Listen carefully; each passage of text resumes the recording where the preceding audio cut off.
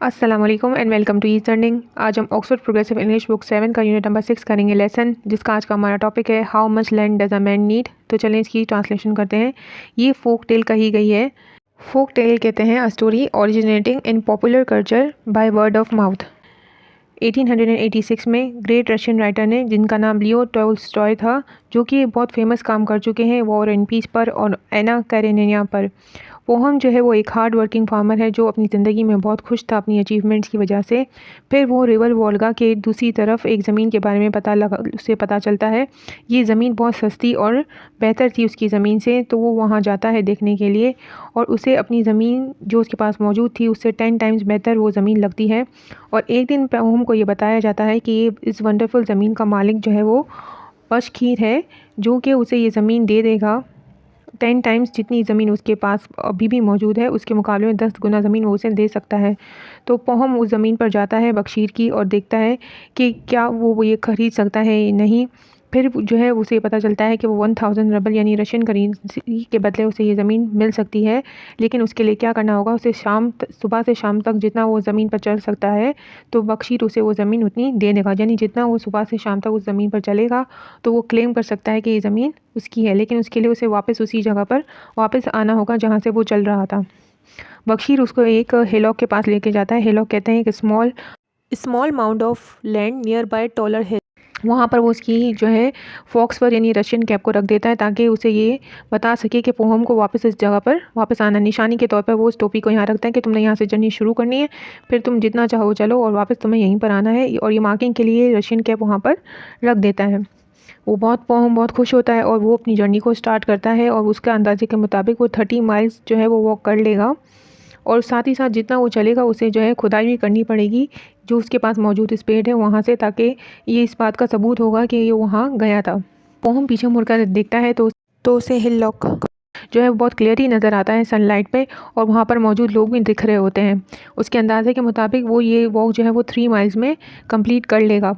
फिर लेकिन वो देखता है कि जो है गर्मी तो है आज बहुत, तो वो क्या करता है, जो कोट उसने पहना होता है उसको रिमूव कर देता है। टुक ऑफ कहते हैं रिमूव करता है, और फ्लंग मतलब उसको अपने शोल्डर पर रखता है और फिर दोबारा अपनी जर्नी को आगे कंटिन्यू करता है। जैसे ही वो आगे बढ़ता है तो उसे सन नज़र आता है, तो वो कहता है कि चलो, सन थोड़ा नज़र आना स्टार्ट होता है तो वो कहता है अभी खाने का वक्त हो चुका है। वो अपने आप से कहता है कि अभी फर्स्ट शिफ्ट हो गई है, 4 इन अ डे बाकी है, यानी वो पूरे दिन में 4 डेज़ का प्लान बनाता है, इसको 4 हिस्सों में तकसीम करता है। और ये वो कहता है अपने आप से कि जल्दी मैं टर्न हो जाऊंगा, फिर वापस भी तो मुझे जाना है, और जब मैं वापस टर्न होने लगूंगा तो मैं अपने जूते उतार दूंगा।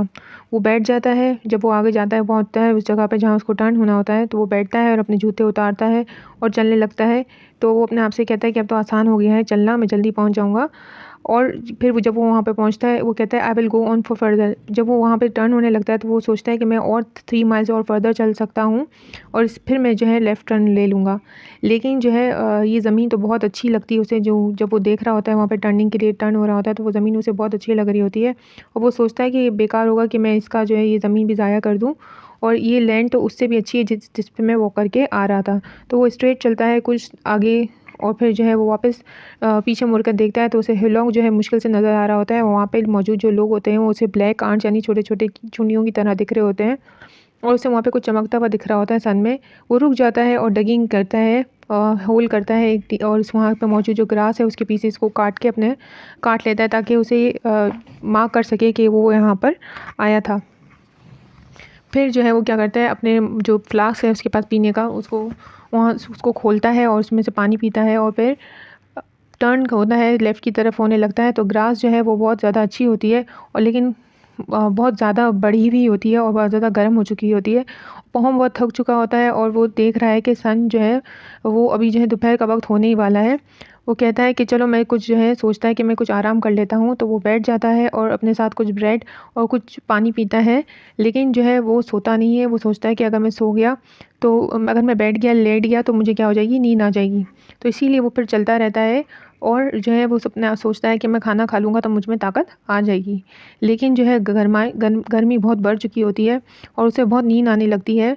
लेकिन फिर भी वो कहता है कि मुझे चलता रहना चाहिए, अभी 1 घंटा मुझे बस थोड़ा सफ़र करना है, इसके बाद जो है मेरी ज़िंदगी बन सकती है।